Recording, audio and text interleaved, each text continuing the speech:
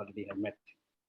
So, gentlemen and everybody in the group, Manoj Pavitranji grew up in Kerala and graduated as a production engineer in 1988.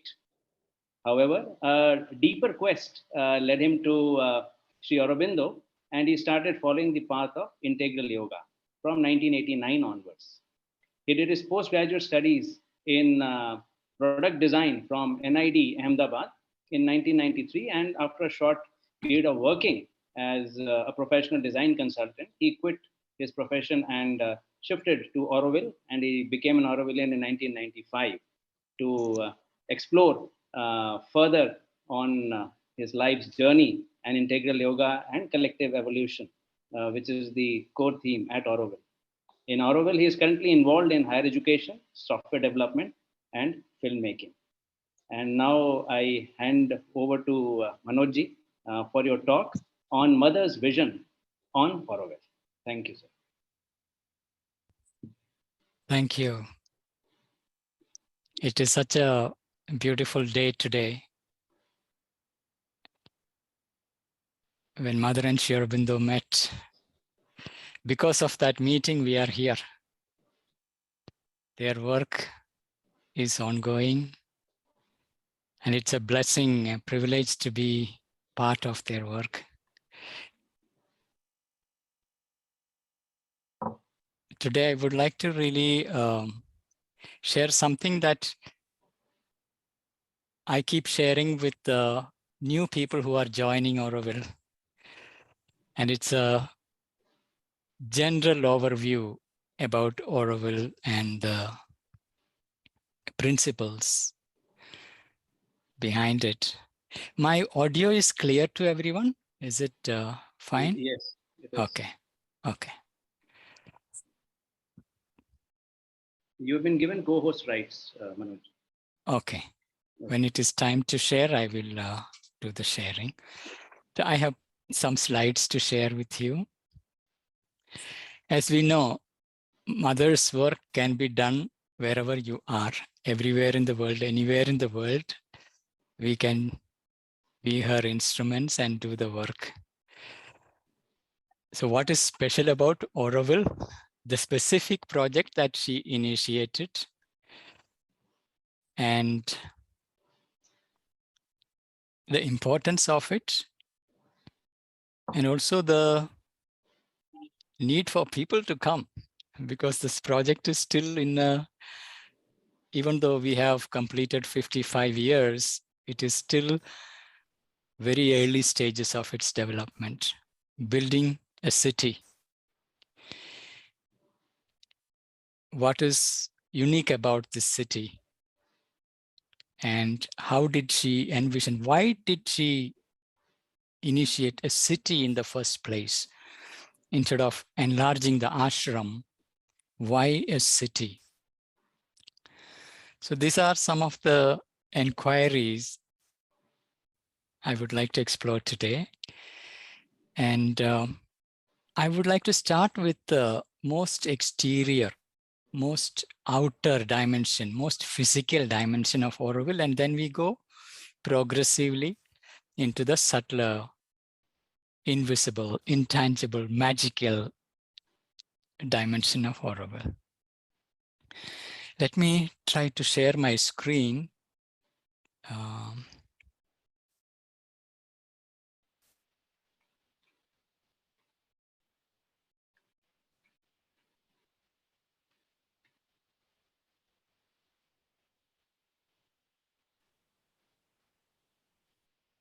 Is it visible to everyone? Okay. Yes. Okay. So Mother calls Auroville the city of dawn. Savitri begins with the symbol dawn, the new consciousness arising on the planet. And we know that early phase of the ashram, it was extremely inward looking, highly concentrated. There was no attempt to enlarge. There was no attempt to reach out.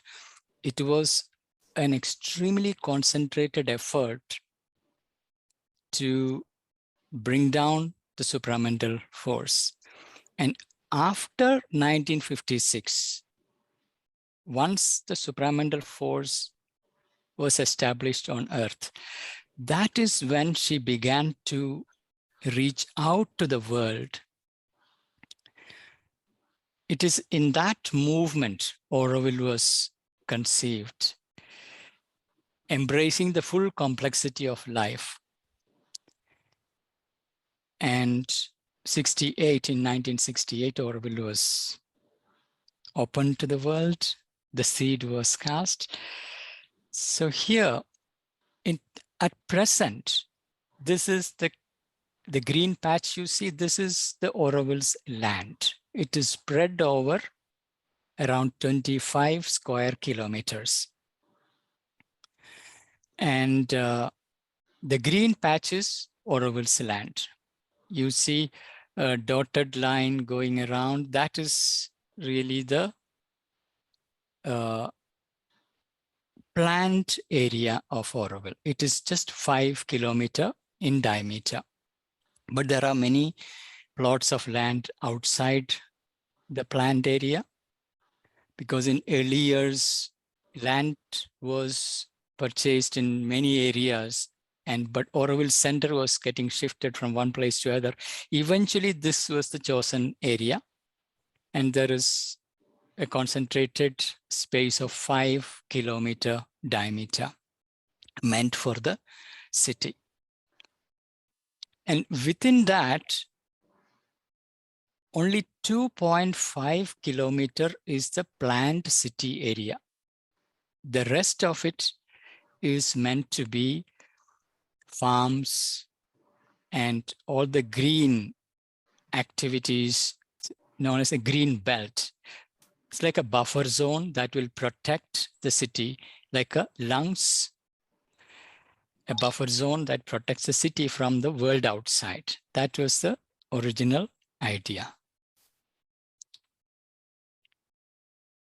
And within that 2.5 city areas where this galaxy model of the city was conceived.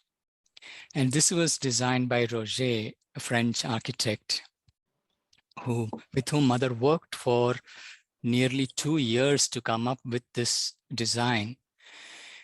And she went through many, many iterations to get to this design. And while this work was happening, Auroville's idea was already in place. Auroville's inauguration was planned. Someone asked mother, say, like she had a vision at that time. That is, world, remember this was in 60s when the Cold War was at its peak. The USSR and US, the nuclear confrontation was at its peak. Self-destruction on the planet was very much a reality.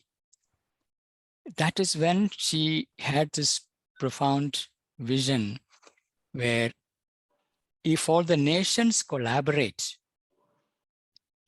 to create something for the welfare of the humanity, to come together in collaboration to create something that will deflect the forces of self-destruction.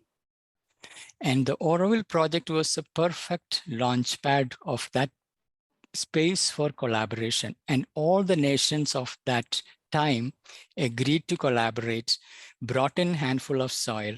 So this galaxy image was really the proposition to the world: let us build a city dedicated to human unity, open to all the people from the world, all cultures from the world to come together and live in harmony. And all nations agreed, including USSR and US, collaborating on one project. And at that time, Satprem was asking mother, don't you think that building of Auroville takes a long time? A city will take many, many decades to build, but the destruction is now. How can we say that seeding of a city like this can have an impact in the world. Mother said it is not really when Auroville is completed, but the very fact that everyone agreed to collaborate. That agreement to collaborate, that willingness to collaborate, that is what will make a fundamental shift. And that's really the seed of a new possibility on Earth. And in 68, Auroville was inaugurated. And just before opening of inaugural ceremony of Auroville, Mother had another profound vision where Sri Aurobindo showed her. At that time, India was in a big crisis with all the Pakistan, Bangladesh, all those China crisis, all that was building up. So she was very concerned about the status of India, why India is in such a difficulty. And she was concentrating on that issue. That's when she had this vision given by Sri Aurobindo. Rajiv ji, if you can mute the audio, that will be great. So she had this vision that all the difficulties of the world is concentrated on India. And it is in India, the solutions to the problems of the world, of the humanity will be found. And it is for that she was initiated, she was beginning the construction of Auroville. And this is where the problems, solutions to the problems will be found. And that's why she was made to begin Auroville. This was a very profound vision she had. So now, this is the background with which this seeding of the city was happening. And the city was conceived for 50,000 people, the city of Dawn. And we may wonder why 50,000. There is a whole reason behind it.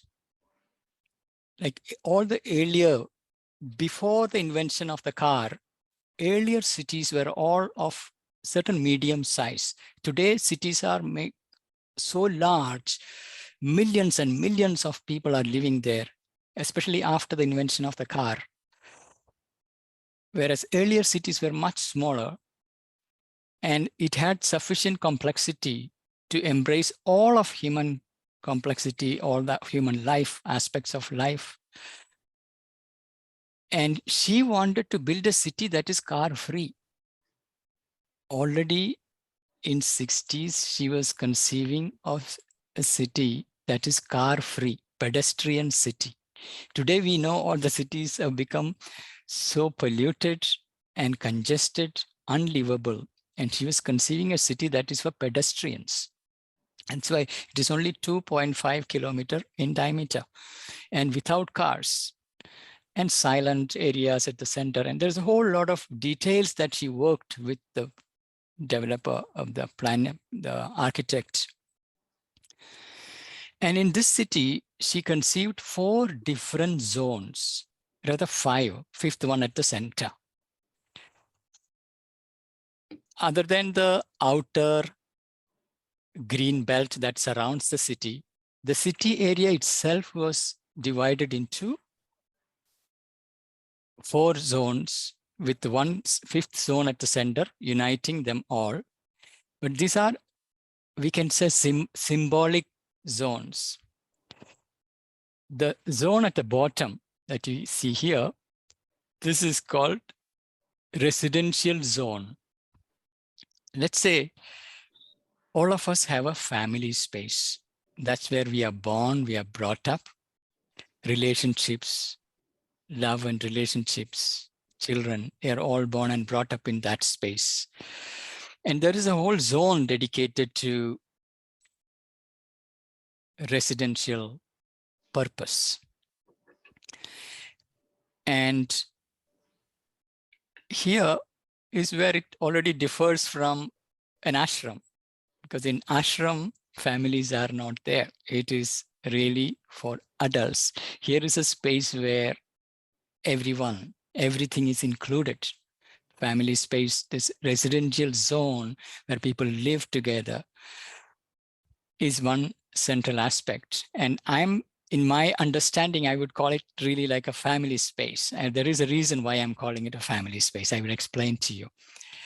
The next one is called the cultural zone, where all our educational institutions are located in this zone called cultural zone, all the schools. And in our life, what happens is we are first born into a family space. From the family space, we go to school, and from the school to the university. That is the learning space. So that's our second space in life. One is family space. Second is the learning space. And in normal life, learning come to an end by the time around 25 and we get into work space. Whereas in Auroville, mother conceived education to be lifelong. There is no end to education. From birth to death, it is a space for learning. Every avenue, every aspect of life is to be seen from the perspective of yoga, from learning, transforming ourselves. So that's the third space. No, second space. This is the third space, what is referred to as the industrial zone, the workspace, where once our studies are over in a normal society, from the university, we are migrating to workspace, into organizations, industries, where we spend our productive life. And these spaces are, in a normal society, separate spaces. Once we are in the industry, we are in the industry. We are not in the university. And we even leave home to live in other faraway cities and work for some companies and organizations. And so that's the third space, the workspace. That's where work is the means through which we grow and express ourselves. So there is a whole zone dedicated to work. Karma Yoga is that space. Then we have the fourth space called international zone, where all the cultures of the world are brought in.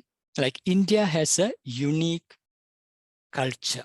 Similarly, Europe has its own culture, Africa has its own culture, American continent has its own culture. Within this continent, there are different civilizations having its own culture. So the idea is that there is a soul of a culture, soul of a nation.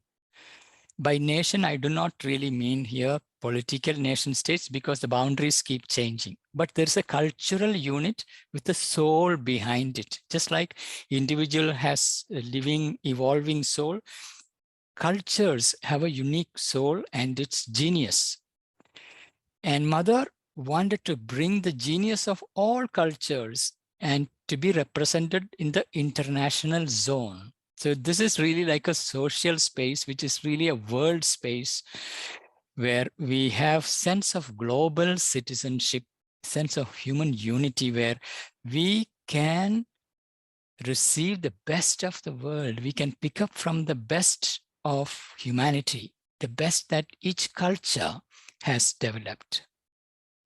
So there is a universal culture that can emerge out of it. So you see, this is already within 2.5 square kilometers. All these spaces are brought together, and this is further integrated by the central area where Matri Mandir is located. That is the sacred space, peace area. It is called peace area, where Matri Mandir is there, and it is dedicated to inner discovery. It is the soul of the city. And this is equivalent to really the psychic being of our individual life. And this integrates all four zones. And you can imagine this is really an integral way of living where this city is at once your family space, because the members of the city is really your family members, and it is your learning space, it is your university, it is your workplace. This is a place where you work for the collective. This is also the space of our international cultures coming together as a social space, and it is also a sacred space of our self-discovery. So you see, it is an integral conception of a lifelong learning, a lifelong transformation, where nothing is separated, nothing is segregated. Everything, really, the line of Sri Aurobindo, all life is yoga, is brought together here. And that makes this an integral life lab, the galaxy, a vortex of transformation, transformation of consciousness, a transformation to manifest a new society, a new way of living, where we have to reimagine, redesign our relationships. What is the relationship between man and woman? What is the future of marriage? For example, in the world, marriages are breaking down. India is still in a good condition, but the so-called developed nations, families are breaking down, becoming nuclear families. That is further breaking down into single parent. When children are grown up, by the time they're 18, they go out. Then they are left with individuals who are lonely and in depression. And countries are even creating ministry of loneliness. That's the kind of development culture that exists in the world. We need to conceive, and India, if it go in the same direction of the contemporary modern development, we will end up creating the same thing.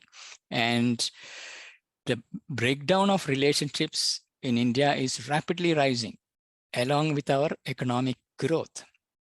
And our joint families are rapidly breaking down to become nuclear families. And that disintegration is on the way. How do we reconceive relationships, family? A joint family, imagine a joint family of 50,000 people, a city of 50,000 people. And there is no private property here. That's another fundamental rule she changed. The whole world is running on a capitalist system. She said, here, no private property. There is no inheritance from parents to children. Your house, nothing belongs to you. Land doesn't belong to you.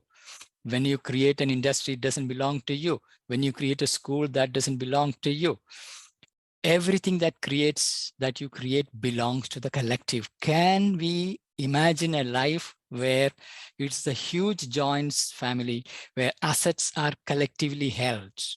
All assets are collectively held. There is no private ownership. A place where we can really go beyond need for possession of material things, where we create for the collective life, for the larger life. So that's kind of experimentation, a collective social experimentation that is meant to happen here, that is ongoing here. And the center of that transformation is Matri Mandir, the axis of transformation, the soul of Auroville. And that's the space where our inner discovery is the only foundation upon which this transformation can be carried out. Now, such a transformation brings naturally fundamental creative tensions. First of all, the tension between the spiritual and material. This is a fundamental tension that all the spiritual traditions dealt with, and they finally said, material is illusion, spiritual is real, get out of the material. Whereas integral yoga demands us to integrate our spiritual progress with material progress, and how to express spiritual realizations in matter. And Mother gave great importance to beauty. Beauty is the presence of the divine in matter. So she wanted the entire city to be conceived as a beautiful, harmonious whole, and everything to be created with utmost beauty, utmost care, utmost perfection. So those who have visited Matrimandir, you can see the degree of attention that has gone into the details of manifesting Matrimandir. So it's not enough to have inner realizations, it has to be expressed materially in our living spaces. How does our work desk look like? How is my bedroom look like? How is my workspace look like? Is it expressive of divine grace? Is it expressing beauty? Is it expressing harmony? So this is fundamental. This tension, the tendency of spiritual growth is to go inward and enjoy the peace and harmony of the inner realization, and quietly not caring for the material. And that mistake should not happen in Auroville. Then the next tension is the individual and collective. How do we live together? If we are to create a society of 50,000 people, we are currently around 3,300 already from 60 different nationalities, plus around 5,000 to 6,000 people employed, around 1,000 people visiting every day, and 1,000 people living as guests, and around 2,500 visiting every day. So we are easily 12,000 people here. And how do we organize the society in such a way that the harmony between individual progress and collective harmony is brought in? Our yoga traditionally had been largely individual liberation, whereas Auroville is a place of collective yoga. And there is no way individual can rise without carrying the collective along with it. And if you want to progress, you need to engage with the collective.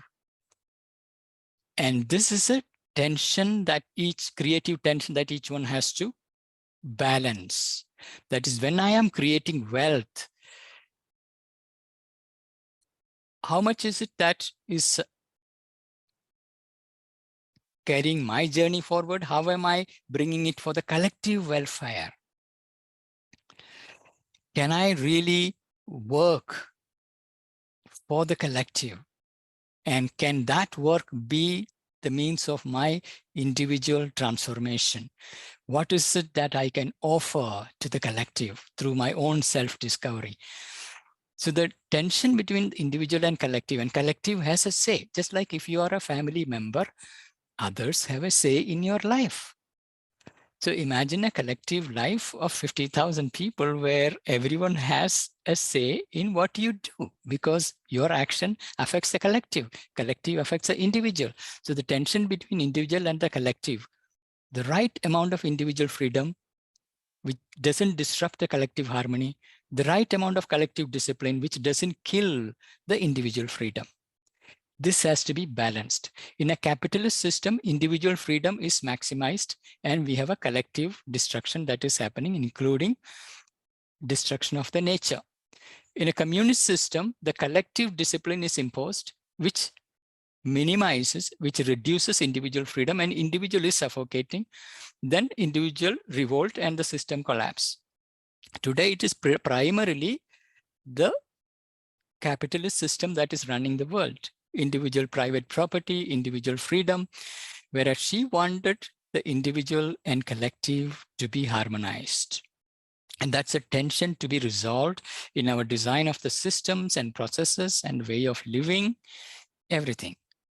Then comes really that inner growth translating into how do we design our schools, systems, processes, how do we design our economy, our healing systems, our industries, that is simultaneously enabling our inner growth. So it's very much, on the one hand, materially expressing, inwardly growing, and designing collective systems and processes that enables the growth. We have to thrive outwardly. We are not here to renounce and live in a ascetic life. This is to have material opulence at the same time inwardly grow, just like ancient India's rich life, where we were spiritually and materially rich.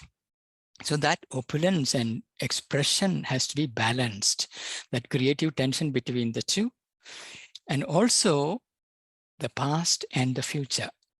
We are not here to reject the past. So taking the essence of the past discoveries and springing towards the future. So there are many tendencies in the world where many people tend to reject the whole past and say we are only focusing on the future. Or when people realize the value of the past, then they reject the present modern development and they try to recover the past at the cost of the modernity. Both are not fine. We need to blend the two things together.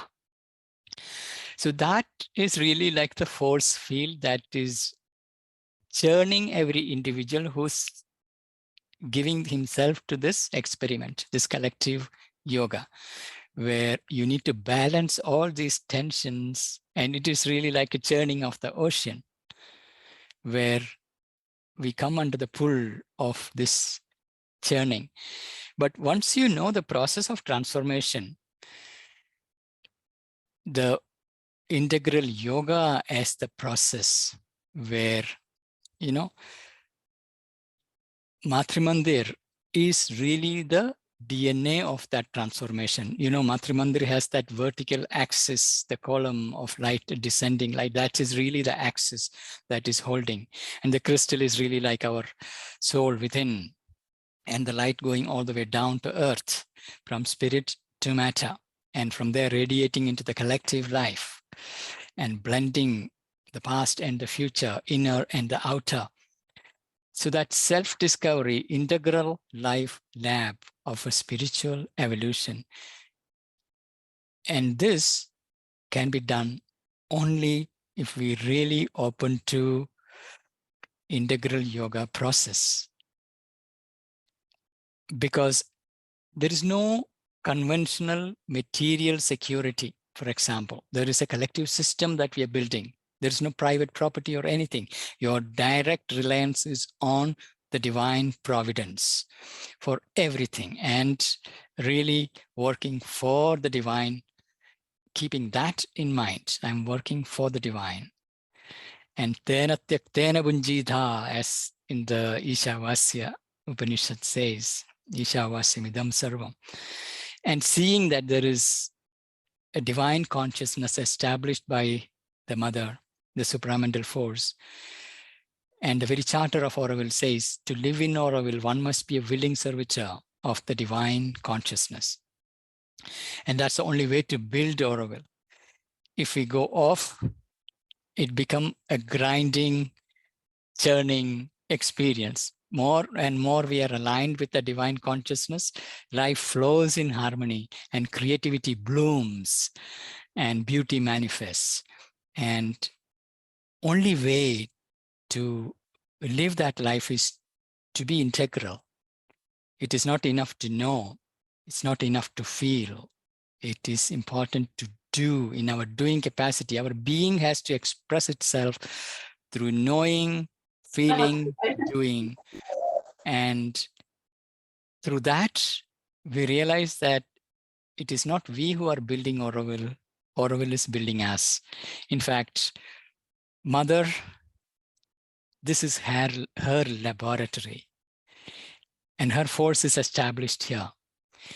And when we submit to her divine action, she is the golden bridge, taking us forward, slowly building Matrimandir. Matrimandir is really like, she has brought down the soul of the city, and the soul is building its body, its vitality, its mind.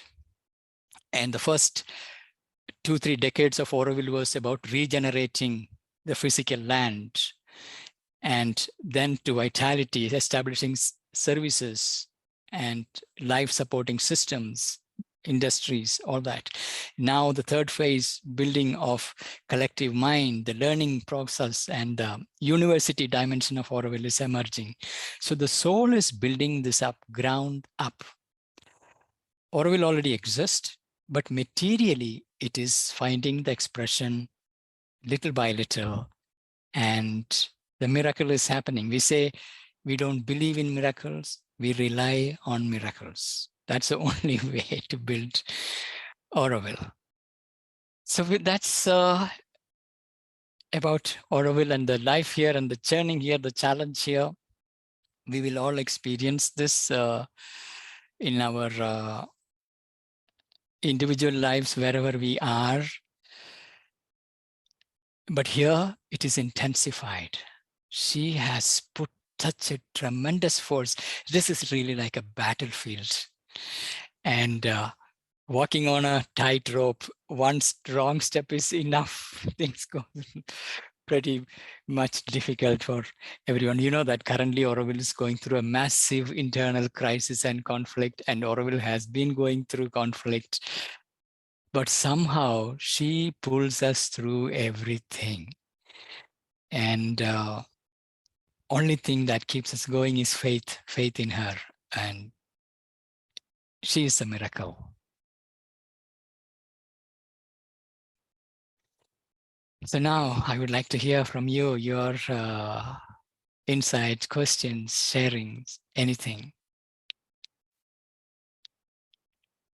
It is, we can say their meeting was the key to integrality. In 1912, 2 years before they met, already Sri Aurobindo was writing to Motilal Roy. He had already come to Pondicherry and he was deeply in sadhana. And he was writing to Motilal Roy saying that there is a small nucleus forming here in Pondicherry. It's like a lab. And this is where my work is. And it is from here it will radiate to the world. The same year, 1912, Mother in Paris was talking to a group of people where she was forming a group where she was talking about bringing together the individual transformation and the social transformation, the need for a Sangha to take her work forward. And when they met, I would like to bring in the way Mother described the relationship between Sri Aurobindo and Mother. She says, "Without him, I exist not. And without me, he is unmanifest." One consciousness, on one point it is unmanifest. Then out of the unmanifest rises the divine Shakti manifesting the world. Their meeting was that divine Shakti and the divine Purusha meeting. And they both had exactly the same mission.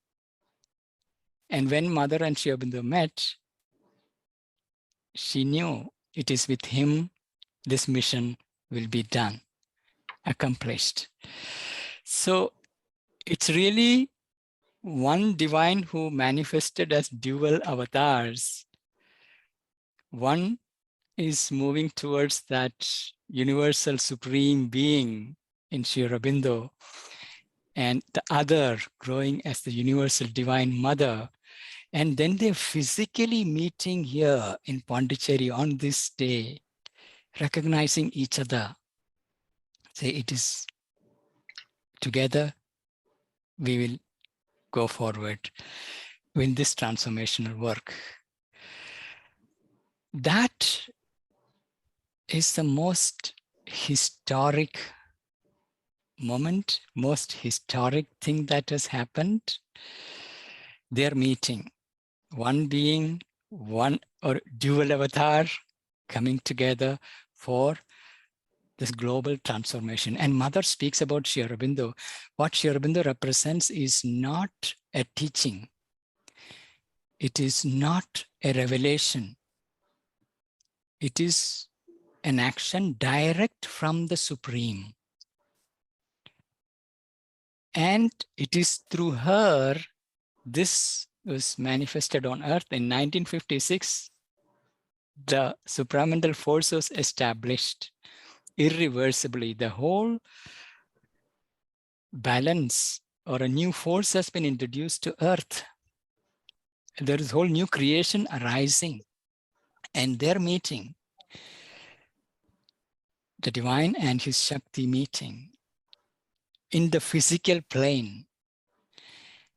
And Sri Aurobindo refers to her, like, with her arrival, my yoga became a universal possibility. Otherwise, only a handful of people would have been able to take and follow his path. She is the one who made it a universal possibility for everyone. And she was carrying everyone, manifesting that vision.